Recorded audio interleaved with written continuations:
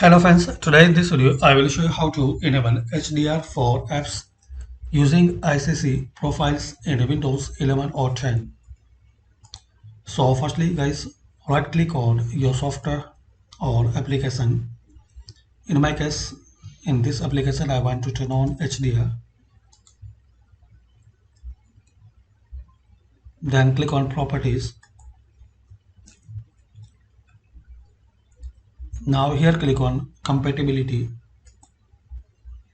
And here you will see option, this third one, use legacy display ICC color management. So check this box, then click on apply,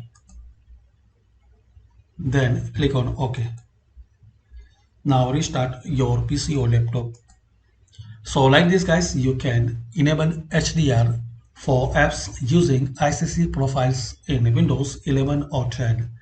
Thanks for watching. Please comment this video useful for you or not.